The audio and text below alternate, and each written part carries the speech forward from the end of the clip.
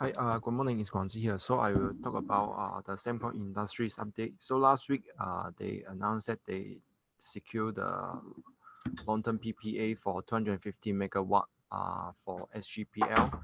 So previously, SGPL was suffering from the short-term PPA, which is the spot power tariff. However, by securing this long-term PPA, we think that it will be a big turnaround for SGPL. As you can see, during the second quarter, Semcon Industries India segment make a big turnaround and started to be profit making. So we are still upbeat on Semcon Industries performance moving forward, as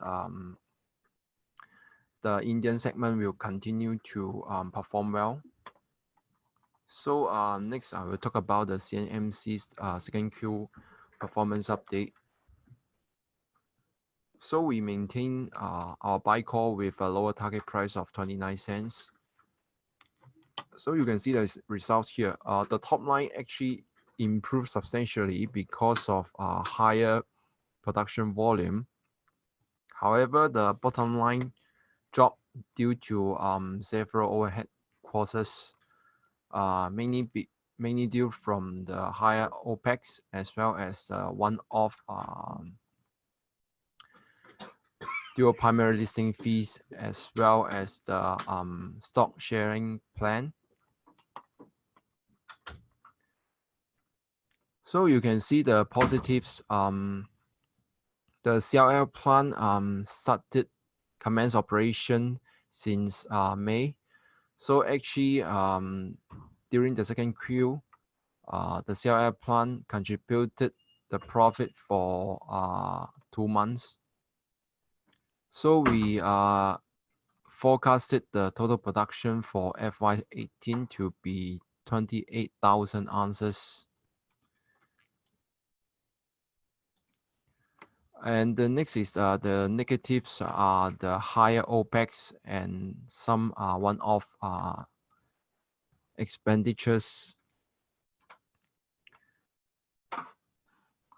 So it is worth noting that the listing fees for the Hong Kong primary dual listing was estimated to be around $3 million US. So it is expected that another $2 million US will be recognized in the second half of this year. And also, due to the appreciation of US dollars, the second Q results was suffering from the strengthening USD. So the outlook for CNMC is that we still think that it will be a big turnaround for its production. And also due to the one-off listing costs and higher OPEX, the bottom line wouldn't perform well. And moving forward, the management mentioned that they already started to plan to monetize other minerals such as silver, slag, and zinc. And of course, they are continuing to explore the Kelgo and Polite project. So the listing process in Hong Kong Exchange is still on track. It is expected that by next year, the Hong Kong Exchange will approve. Thanks. Next, I will pass on to the Hong to talk about BMG. Hi, good morning, everyone. Hong here. I will touch on Banyan's results after last week's. We had a meeting with management and what transpired between what transpired during the meeting. If you look at the numbers for second quarter, I think the summary is that the revenue has been pretty flat. It's down slightly, but this is as a result of because of the China operations. They deconsolidated it. If you recall, last year they actually sold this the stakes in all their China resorts to China Vanke. So now they hold only a minority stake. So because of this minority stake, now the China operations will come in under this line, share of results from associates or JV. And so if you exclude that China deconsolidation effect, I think the revenue would have been up low single digits. And you would see that the total costs and expenses actually dropped more than the drop in revenue. This is also, the impact is also because of the China operations deconsolidation.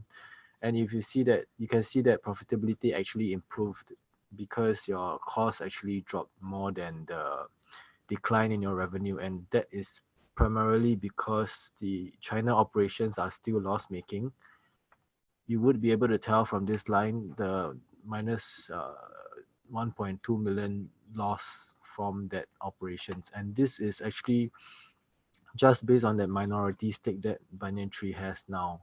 So previously it was on a 100% basis. I think another plus we saw from the quarter is that the income from property sales segment actually jumped. And this is because they handed over more units, especially in Phuket.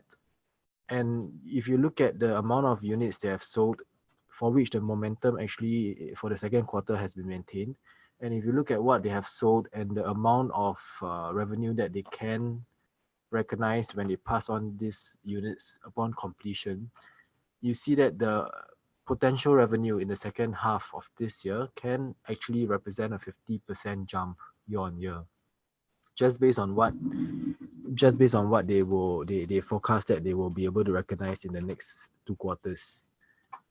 And I think another catalyst is that increasingly management has been going asset light. Just in the last quarter, you saw that they also sold their resort in Seychelles to the buyer, and the agreement is to allow Banyan Tree to continue operating it on a management fee model.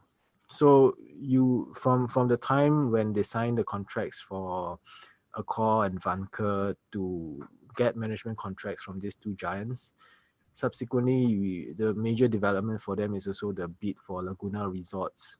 And then I think the tendency is also there's an increasing urgency for them to develop this huge piece of land bank they have in Phuket. And then now you see that the sales of the Seychelles assets also increasingly point to the direction of management moving towards the asset light model. The negatives would be the China operations, which are still losing money, and this one you are seeing it on this line as mentioned, and that continues to be a drag on earnings. But the good thing is that now it's only a minority stake that is accounted for in the books of Banyan. So I talked about the property sales fronts. That segment will have support from the revenue that's coming to be recognized in the next 2 quarters. So that is one. And then the second support will also be from, if you look at the hotel investment sites, the forward bookings they reported is still up 6% year on year. So I think that points to the still favorable sentiment in the tourism industry. Forward bookings would mean amount of room revenue that they have secured for the next quarter for tourists who have booked in advance. So that is still up 6%. I think the outlook would be one of the near-term uncertainty which we see could happen is the post-reporting event that happened in July.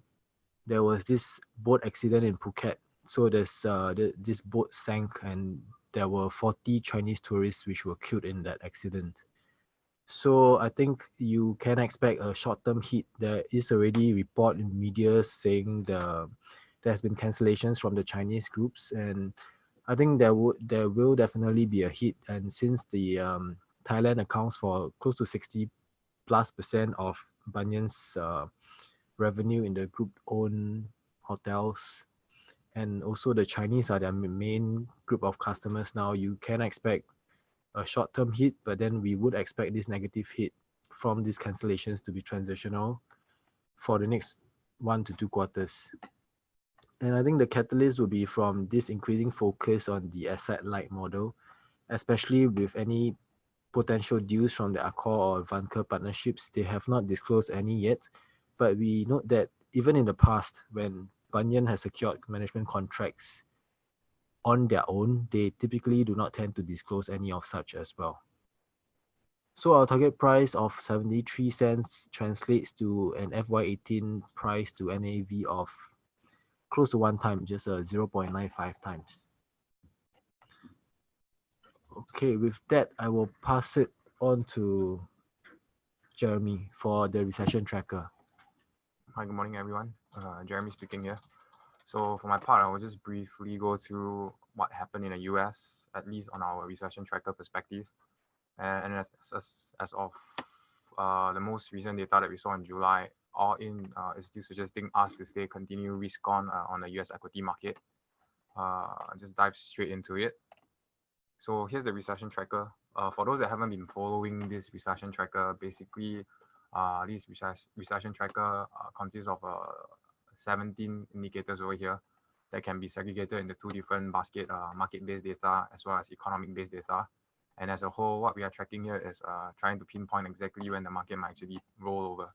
But as of now, what we are seeing is most of our indicators over here still remain pretty much in the risk on kind of a territory. I'll explain more in a while. But we have been preaching for investors to stay risk on, at least in the US equity market, for the past 6 months. And as you can see, even the most recent data point that we saw, at least in terms of performance, July performance, equity market in the US remains pretty resilient. So you can see over here, July performance for the Dow, we were up 4.7% for the Dow, followed by the S&P 500 index 3.5%, as well as the Nasdaq 100 at 2.5%. So all in, even with the 4.7% growth in the Dow for the month of July, the Dow still remained a laggard over here, followed by the S&P 500 index, and then the leader of all is the Nasdaq 100. And we still expect this bullish momentum to sustain moving forward for at least 6 more months out before probably some of these indicators actually triggering its bearish threshold. So I will just quickly summarize some of the data point here. So probably just focus on the economical based data at the bottom panel over here first. So all in, you can see the labor data are still progressing pretty strongly. Unemployment rate continue to grow at 3.9%, further improvement from the previous month of June at 4.1%. And even so, unemployment claim continue to echo the same kind of strong growth from the labor market perspective, where weekly unemployment claims continue to hover near its multi-decade low. In fact, a low since 1969. So that is how strong the labor market is right now in the US market. And then moving on to sentiment side of things, consumer sentiment continue to remain at their multi-decade high as well. Only outlier here is the UMich consumer sentiment. Instead of improving on a month-to-month perspective, it's kind of deteriorating from 98.2 high to the most recent number at 97.9. But all in, even with that deterioration, it's still hovering near its multi-decade high. And probably just to reinforce again, the other two metrics for consumer sentiment, the Conference Board Consumer Confidence Index, as well as the Bloomberg Consumer Comfort Index, both continue to improve on a month-to-month perspective. And again, they are still at their multi-decade high. So at least on the sentiment perspective, from consumer side, we are still seeing pretty strong growth in terms of optimism from consumers, despite the ongoing trade tension that we have seen since kind of 3 to 4 months ago. And then in terms of hard data wise, retail sales number continue to grow strongly from 6.5% to 6.6%, as well as industrial production continue to move in the acceleration phase. So this is the kind of data that we want to see in terms of suggesting us to stay risk on or risk off. As long as the data continue to accelerate at a faster pace, at least on a month-to-month comparison perspective, we'll continue to stay bullish on the equity market until we see a sudden reversal in the strength. And more importantly is to watch out for the threshold over here. So this particular column shows the historical threshold that kind of signals to us that that is when usually the market will top over. And as of now, our 17 indicators, only one have triggered its threshold, and that is the VIX Index. This particular indicator kind of a trigger is threshold of 27.7 somewhere in early February of this year, where we actually saw the VIX Index spiking to a high of 50 in early Feb. But nonetheless, since then, we have actually subsided off the 50 high and right now trading pretty calmly below a range of 15. So all in, as of the near-term perspective, we are still seeing pretty stable volatility that continue to signal us to stay risk on. I will highlight some of the data point in the following slide, some negative points and some positive points. But before that, I'll just probably highlight some of the key things that happened in July. So what I want to emphasize here for this slide is this is the S&P 500 index on the daily time frame chart. Again, highlighting the point where market is kind of shrugging off the trade tension news. Illustrate what happened in this chart over here. So you can see these two most recent or the two more early on risk off sell-off that has been caused by the trade tension. The first one happened somewhere in March. You can see the sell-off was actually pretty stark and happened over a time span of 1 month. All in, this is a sell-off around 10%. But this was actually the first time the market kind of experienced the trade tension news. And you can see definitely the first time when market expects something that is unexpected, huge sell-off is imminent. But to re-emphasize the point that all these trade tension news should be treated as noise, and actually any sell-off caused by this trade tension provides investors or traders actually a better entry point, discounted price to get back into the uptrend. This is a pretty good example of it. At the peak of the trade tension, you can see what happened. Market actually rebounded off at the extreme of the trade tension back in March, where we saw China actually retaliating with 25% tariff on 128 US goods. And that actually anchored in the market bottom since then. And another good example is the one over here. You can see once the market kind of digests the first trade tension news, the subsequent impact on the market is pretty minimal. So this is actually half of the impact that we saw early on in March. And even though the duration lasted about the same, the sell-off just gets less severe each time. And ultimately, again, like I mentioned, any trade-inspired sell-off should be actually used to kind of enter back into the uptrend as long as the economical data continues to stay on the bullish outlook kind of a perspective. So to highlight these two most recent trade tension inspired sell-off, this most recent one over here, somewhere in July, August, was when we actually saw Trump threatening to increase the size of tariff from 10 to 25% on 200 billion worth of Chinese goods. And you can see the impact over here is way lesser than the first two sell-off that we saw. In fact, it's only a 1.2% sell-off over a time span of 2 days. So you can see the market is kind of digesting the trade tension news and getting used to the trade tension news. More or less, everything has already been priced in. Even though we get some initial knee-jerk reaction in terms of sell-off, I can see the move remains pretty short-lived. And hence, our conclusion is at least based off trade news sell-off, it should be treated as noise. And any trade scare-inspired sell-off should be treated as buying opportunity to move and latch back onto the uptrend. Another pretty good example is the one over here somewhere in mid-August, where we saw news of US kind of doubling its tariff on Turkish metal exports to the US. That initially caused some scare in the market. Again, we saw a sell-off around 1.5% to 2% over a time span of around 3 days, 3 trading days. And ultimately, you can see how the market just rebounded back off once it settles and the dust settles down. So all in, moving forward, if we do get any more trade tension news coming out from US, China, or as well as from Turkey or emerging markets, we believe that sell-off would kind of remain short-lived, and the bullish momentum should more or less quickly kind of latch back itself. So moving forward, I think that should be the strategy to employ moving forward as long as the economical data continues to stay strong. Another highlight for the month of July, again, I think is on this currency pair, the dollar to the CNH pair, which is the offshore yuan.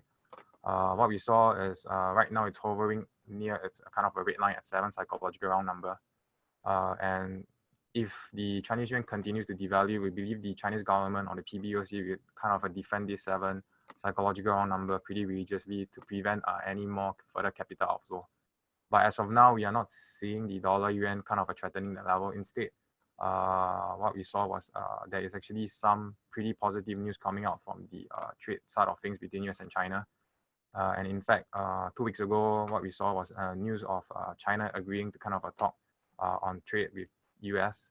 And that actually transpired over last week. But nonetheless, in terms of price action wise, that was the news that kind of kickstarted the Chinese yuan appreciation. So this particular big red bar over here is the point where we saw the news of China Vice Commerce Minister visiting US for trade talk. That was the point where we saw this catalyst move for the offshore yuan actually appreciating 1.1%. And hence on the flip side, we actually saw a pretty strong risk-on move globally. On the same day itself, when the Chinese yuan gained 1.1%, the Dow actually gained 1.5%. So how can investors actually view this currency pair in terms of positioning to risk on or risk off? Easy way to view this is as long as the yuan continue to strengthen, which means this dollar CNH pair continue to move to the downside. That would suggest to us that the trade tension between US and China is de-escalating, and that by itself should be a positive for the US market as well as a global sentiment to stay risk on, which is what we have been seeing for at least the past 2 weeks. And as you can see over here, in terms of the technical outlook wise, we are seeing a pretty significant bearish divergence showing up within the dollar CNH pair as well as the relative strength index. So again, to highlight what I mean by that, the bottom panel over here is the relative strength index. So anything above 70 represents overbought condition. And what we have seen since somewhere in July until now is there is actually a bearish divergence that's forming. And what I mean by that is you can see somewhere in early July, that was when the RSI hit a high of 87. And since then, it has been forming a series of lower highs. The most recent lower high at 72. But on the flip side, you can see the dollar CNH pair has continued to form a series of higher highs. So all in is suggests to us that there is actually weakness building up within the dollar CNH pair. And looking at the most recent price action of this particular 1.1% gain in the offshore yuan pair, it tells us that this bearish rejection of a resistance area of 6.9319, that by itself combining with the bearish divergence signals to us that there is a high likelihood that the dollar CNH pair is likely to reverse to the downside moving forward, and probably the high that we saw in mid-August probably would be the top over here. And all in, if that move plays out, then it should be a positive flow to the US equity market as well as the emerging market, as the dollar kind of fades away from its dollar strength. Another interesting data point that happened in July, we actually got the Q2 2018 GDP growth number. And again, it kind of surprised the market. So we actually got a pretty strong number, 4.1% growth Q on Q, seasonally adjusted. And to put things in context, this 4.1% growth is actually the strongest growth since Q3 of 2014. So all in, this data point over here continues to suggest to us that the US recession tracker, at least the one that we follow, continues to stay pretty much intact in calling for a bullish equity market. And this reinforces the belief that the economic data is still doing pretty strong. All in, we are still not seeing any sign of slowdown yet, which is why we are still pretty bullish on the equity market, at least for 6 more months out before we probably see some further crack signs in terms of the economic data. Until now, as of now, we still continue to stay bullish. Right now, I'll just highlight some of the negatives as well as some of the positive point in the recession tracker. Those that are worth noting, at least based off July's data set. So here's the VIX index. Highlight again, in July, pretty much nothing happened. To highlight again, the red zone over here shows you how the VIX index actually traded pretty calmly below 15 for most of the session in July. And that by itself, you can see the flip side movement to the equity market is we saw a strong move to the upside, as the VIX index has a pretty strong negative correlation to the US equity market. But the point I want to highlight over here is the blue highlighted region over here. So somewhere in mid-August was when we suddenly see a spike in the VIX index. Over a range of around 4 to 5 trading days, the VIX index actually spiked up around 54%, mainly due to the Turkey and emerging market meltdown news that we saw. But this huge spike in the VIX index is mainly caused by the speculators right now extremely being short the VIX futures, which is a pretty dangerous sign that we are right now observing. So this is the chart that is more of importance right now, at least from the VIX index perspective. So the top panel over here shows you the VIX index, and the bottom panel over here shows you the positioning from the speculators side of things. So historically, what we see is whenever the speculators are positioned on an extreme side of things, so what we saw was short positions of more than 110,000 contracts, shown by the horizontal line over here. You can see every single time when the VIX futures positioning exceeds the 110,000 contracts, at least on the short side, a short squeeze is not too far away in the VIX index, causing huge spike in the VIX index. So the vertical lines on the chart shows you the point where the short squeeze happens. So you can see in 2012, 2013, we have 2 of such occasions whereby the amount of short that has been building on the VIX index caused a huge short squeeze in the VIX index up to 42% during both occasions.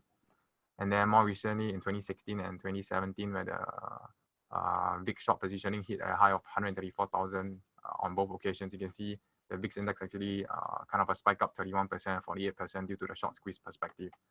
So to highlight again the main point, more recently we saw the real impact of the short squeeze in early February, where the VIX index shoot up 329% over 2 short weeks. That happened in the background because of the amount of shorts that has been building up in the VIX futures.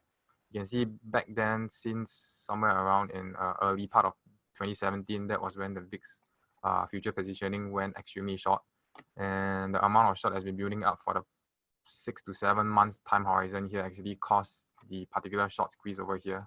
I would say the kind of a VIX explosion that we saw in early Feb, 329%. Move to the upside. That was mainly caused by the amount of speculators and piling into the short side of things for the VIX futures. Again, kind of signaling over complacency whenever the speculators are extremely short the VIX futures.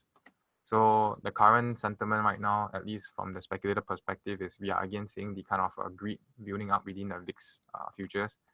So right now, you can see the VIX futures positioning is staying at around 131,000 contracts, which is at least based off historical norm, is right now in the extreme side of things. So right now it's definitely building up for a short squeeze, waiting for it to happen. But this is not to say that the VIX futures will spike up today or tomorrow. So you can see even when the VIX futures kind of dive ahead of 110,000 contracts, for the whole of 2017, it took the market around 6 to 7 months before we saw a huge spike in the VIX index. So moving forward, just continue to watch this space. This is definitely something that is worrying in terms of speculators piling into the VIX futures like they do back in 2017. So it's just a matter of time before we see a similar move to the upside for the VIX futures. But as of now, as long as the VIX index stays and trades below 20 in the near future, we believe it should continue to bode well for the equity market. Yeah, so continue to watch the VIX futures positioning moving forward. That's being reported on every week. Another negative data point that we saw was the ISM Manufacturing PMI. So this is also part of the recession tracker that we follow. So nonetheless, you can see the ISM Manufacturing PMI still continues to hover at a pretty strong growth rate of 58.1, again at a multi-decade high. But do note that the ISM Manufacturing PMI has this mean reversion property whenever it hits an extreme high of around 58.1, which is where we are right now. And you can see since early, I think Feb of this year was when we actually hit a high of 60.8, and since then it has been bobbing around that high. And probably with the recent deterioration in the ISM Manufacturing PMI, we might be seeing the start of a mean reversion lower for the ISM Manufacturing PMI. But in terms of triggering the start of a bearish market, at least based on historical study, the ISM Manufacturing PMI needs to head into contraction for at least 2 consecutive months before we get a confirmation of the market top. Like the one during GFC, you can see this red highlighted region is the point where we saw 2 consecutive months of contraction, and that confirmed to us the market recession back then, as well as the dot-com bubble high over here, whereby the 2 months of contraction actually signaled the end of the equity boom during the dot-com phase. So right now, we are nowhere near the contraction zone, probably only seeing the start of the mean reversion for the ISM Manufacturing PMI. So that signals to us that probably we might be seeing a reversal in trend in the sentiment from the manufacturer perspective. But nonetheless, it could still easily take the market around 6 to or even 1 year, 6 months to 1 year before we see the contraction phase starting to play out. So in the near-term outlook, we still remain positive on the equity market until the ISM Manufacturing PMI slumps into a contraction. Positive data, at least for July, Bloomberg Consumer Comfort, which is consumer sentiment from consumer perspective. What we saw was that the Bloomberg Consumer Comfort continued to hit a new record high, 17-year high in July, despite the ongoing trade tension, which is pretty reassuring in terms of the animal spirit that has been at least present in the US. So you can see, at least on the correlation perspective, the US equity market tracks the consumer's comfort index pretty nicely. And as long as the acceleration phase within the consumer sentiment remains strong, we expect the US equity market to follow suit to the upside, which is still the case right now, at least from what we see. Data point is still pointing to the upside from the consumer side of things. So moving forward, at least based off consumer comfort as well as CB consumer confidence index all remains pretty strong, suggesting for the risk-on move to stay intact for at least another 6 more months out before we see a reversal in trend. Another data set that we like, the TED spread, which basically measures the 3-month LIBOR to the 3-month Treasury yield. For those that don't know how to read this, basically a rising TED spread shows stress in the interbank level, and on the flip side, falling TED spread suggests to us that all is well within the interbank level. So what we saw was, at least in July and August, the TED spread continued to subside off its 63 basis point high. We got a scare earlier on in March to April, whereby it spiked to a high of 63%, 0.63%. But since then, we have actually come off the top. And right now, actually breaking new 52-week low, with the most recent number coming at 31 basis point. So all in, as long as the TED spread continue to move within a subdued range, or continue to kind of flatten out, moving to the low end of things, we should continue to see further risk-on move in the equity market. To highlight again, the key threshold that will signal the start of very bearish market for the TED spread is actually at 1%. So we are still at a far distance away from this 1% level, and it could easily still take the market 6 to 9 more months out before we hit that level. So all in, near-term wise, the US equity market still kind of signals to us to stay pretty risk-on. And hence, summing up, the recession tracker, like I mentioned again, is still suggesting to us to stay risk-on. We'll just take a look at what the price action is showing. So price action, first one that I want to highlight is the Dow Jones Industrial Average. As of now, the bullish price action is still showing pretty strong growth in terms of the uptrend. So to highlight again, this is the Dow Jones Industrial Average on the daily time frame chart. A longer term view that I want to highlight is the green line over here, which is the 200-day moving average. You can see how the 200-day moving average has been providing an anchor floor over here since February, but we saw the VIX explosion incident. And every single time when price kind of threatens to break below the 200-day moving average, you can see buyers kind of come back in pretty strongly, resiliently, and every single time kind of supported that 200-day moving average. And the most recent one in June, July-ish period, you can see that was the start of the most recent upswing in price. And since the strong reversal of the 200-day moving average, we actually got further sign of strength, which is shown by the 20-day moving average, the red line crossing back above the blue line. That by itself signals to us that the immediate trend has turned bullish. So somewhere in mid-July, that was the signal that we got. And more importantly is how price has actually broken above the June high of 25,400 points. So the bullish break above this June's high of 25,400 points, that by itself established a new higher high point for the Dow Jones Industrial Average, which confirms to us that the uptrend is progressing fine. And as of the most recent data point, you can see price right now is bobbing around the February high. In fact, we are right now, as of now, we've actually broken above the February high of 25,813 points. So all in, you can see the uptrend is going strong, and in fact, it's gaining further bullish momentum right now. And for the Dow, we are expecting the bulls to actually retest its record high that was set back in January at around 26,684 points for the next target. So that seems pretty likely target for the bulls in terms of probably hitting it in the next month or so. So keep a close lookout at these 26,684 points for the Dow Jones Industrial Average, as that would be pretty much likely the next target for the bulls. S&P 500 index shows a stronger outlook.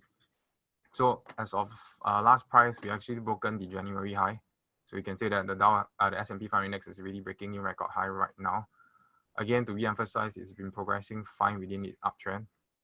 Again, the 200-day moving average supporting price pretty nicely for the past few occasions that kickstarted the current wave of bullish momentum.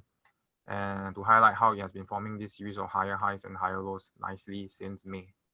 So right now, with us breaking a new record high, definitely we are forming a new higher high point. And moving forward, we do expect the red and blue line, which is a 20 and 60-day moving average, to continue to support price moving forward.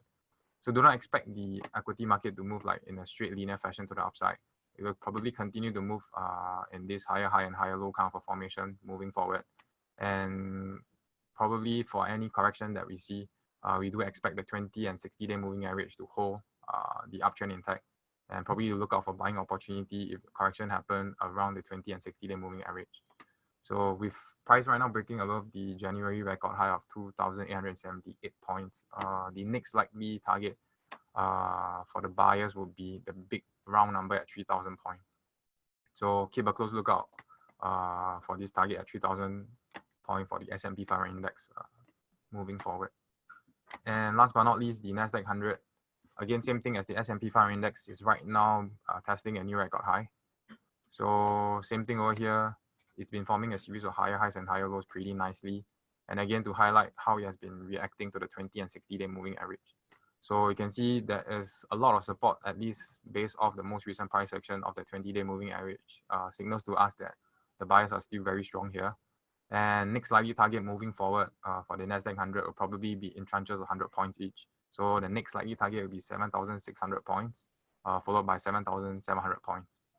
And again, for the uptrend perspective, do not expect the Nasdaq to move linearly to the upside. Again, expect it to move in this series of waves, moving in a series of higher highs and higher lows, with expectations of a 20 and 60-day moving average kind of halting any corrections in between moving forward. So in summary, at least from the recession tracker perspective, despite the escalating trade tension, most of our economic data that we follow remain strong at a multi-year high. And until we see further deterioration from the economic-based data, and until they trigger their respective threshold, we remain pretty bullish on the general equity market. And based off our 210 spread analysis, the U curve, it could still easily take the market another 6 to 9 more months out before the 210 spread actually falls into the inversion side of things below 0%. So probably using that as a buffer, we could still easily see 6 to 9 more months of further upside move within the US equity market. And coupling that with the current bullish price action in the S&P 500 index, the Dow Jones, as well as the Nasdaq 100, also just to us a near-term move to the upside is pretty likely. And in terms of price action move, we do expect the 20 and 60-day moving average to continue to kind of act as a springboard for propping the bullish momentum up for the three main indexes itself. So with that, again, just to sum up, we remain pretty bullish on the US equity market at least for 6 to 9 more months out. And that is our view for the US equity market. Yep, and with that, we've come to the end of today's webinar. We will pause right now for Q&A. Thank you.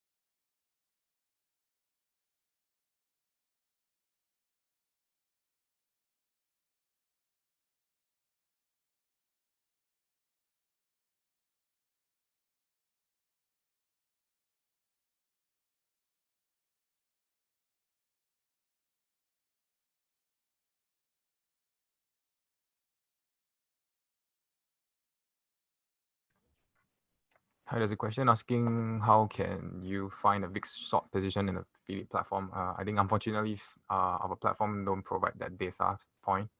So I think easy way for retailers to kind of gauge the positioning for the speculators from the VIX future side of things, you can just simply Google CFTC VIX futures. With that particular search phrase, I think you should be able to find CFTC VIX futures. And then there's another question asking the link for our recording for the webinar. It can be retrieved from this particular link here, stocksbnb.com/webinars.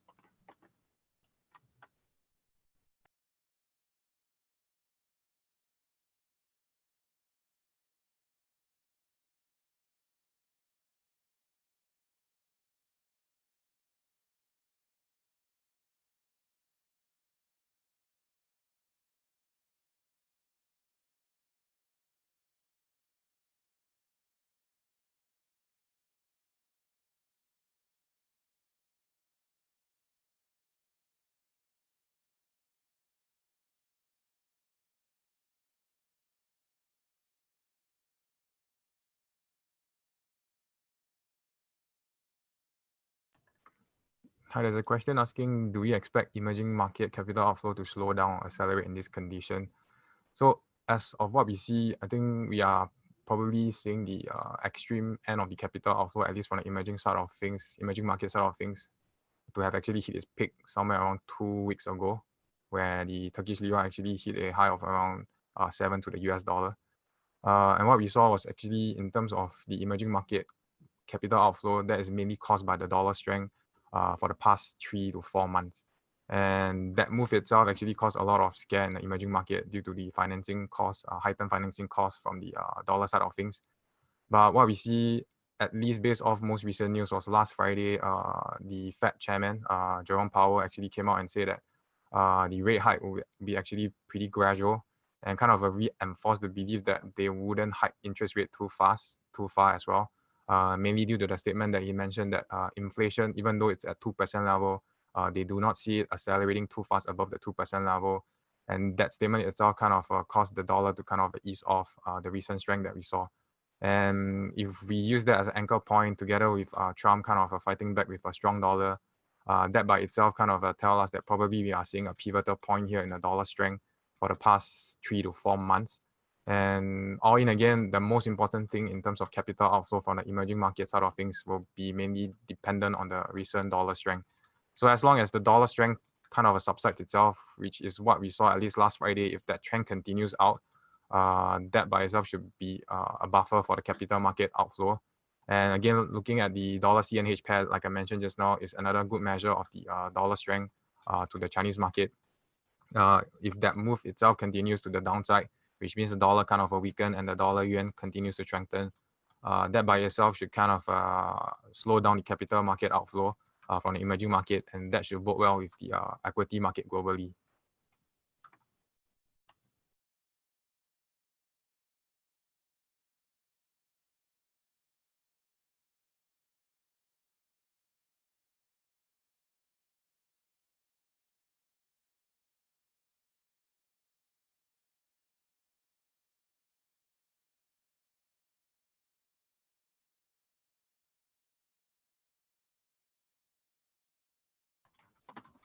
Hi, there's another question asking, how do we see the crude oil market impacting the US market?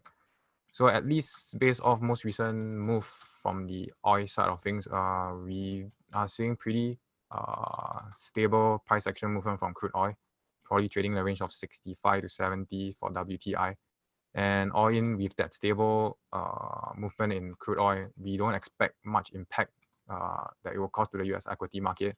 But all in terms of the correlation that we saw, at least in terms of monetary policy setting, crude oil does impact a lot on inflation. And moving forward, if oil market continues to stay pretty stable around 65 to 70, that should kind of reinforce the belief that the inflation number should remain tame, somewhere just around 2% or so. And that should kind of cause the Fed to actually stay pretty gradual in terms of the rate hike cycle that they are kind of reinforcing right now. So in terms of black swan wise, as long as crude oil stays within a normal range, I think it should be pretty positive for the US equity market.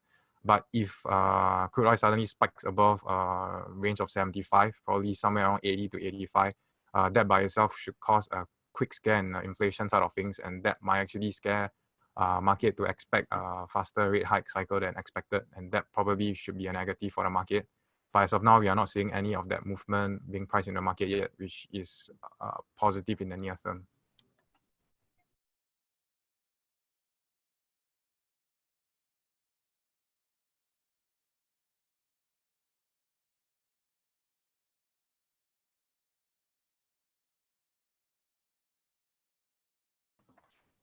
Hi, there's another question asking, is our assessment on US market for the next 6 months factoring in potential impact from the November election as well as Trump impeachment? So again, all this news flow, we would like to treat them more like noise, kind of causing the market to move up and down. All in, what really matters more in terms of the longer term outlook for the US equity market is still the data itself. So as long as the economical data continues to stay strong to the upside, we still continue to stay bullish on the equity market until we see further deterioration in the equity in the economical data. So for example, in terms of November election and Trump impeachment, we actually saw some negative news flow coming out regarding the Trump impeachment last week. But all you can see, the negative sentiment only affected the market on a very near-term, short kind of perspective. And as long as the data continues to support to the upside, even on the earnings side of things, you can see the market still remains pretty strong. So again, to highlight my point over here, treating news flow as negative sell-off inspired news. All the red highlighted regions are the sell-off that has been caused by trade noise, or even so the impeachment news that we saw last week. I think some of the red bars over here are being caused by the potential Trump impeachment news. But all you can see, the negative sell-off sentiment only lasted for a few days. And that is because the economic data still continues to support pretty strong growth to the upside. As well as earnings data coming out to be pretty strong. So all in, again, staying data dependent still provides us a better gauge in terms of whether the market will continue to move to the upside or downside. And whatever negative news flow coming out from probably November election, where probably the Democrats might take the House, we would kind of assess that and use that to kind of relatch back onto the uptrend as long as the economical data continues to stay strong.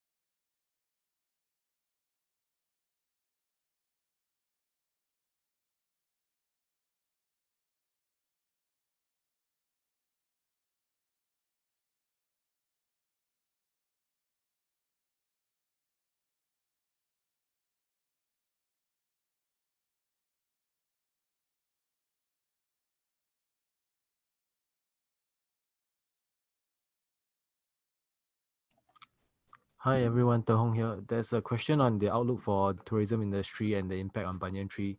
First of all, Banyan Trees, for their own assets, their bulk of the revenue is coming from Thailand. About 60+% is coming from Thailand. So that market's tourism market, that country's tourism market will impact Banyan's directly instead of the local tourism market. But just to share some of the things we heard from some managements last week, some of these hotel operators in Orchard, they actually reported very healthy occupancy rates in July.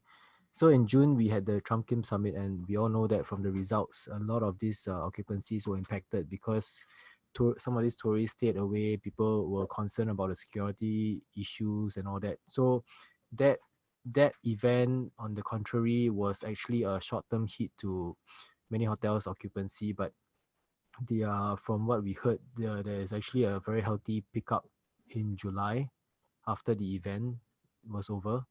And as for back to Banyan Tree and in Thailand, I think the tourist numbers there so far, as of before the incident that we saw in July, where the boat accident killed 40 Chinese tourists, like I mentioned, the tourist numbers were actually growing pretty healthily. For their forward bookings, it is also looking pretty decent at 6% year-on-year growth. It's just the impact, the unknown impact yet of how many cancellations there will be, the short-term knee-jerk reaction from the Chinese. As we all know, Chinese make up the biggest tourist groups for Banyan Tree, and Thailand is again the biggest country for them. And so you have this dual combi of possible cancellations from the Chinese in Thailand. But again, we expect this this impact to be transitional and the short term in basis, probably lasting 1 to 2 quarters.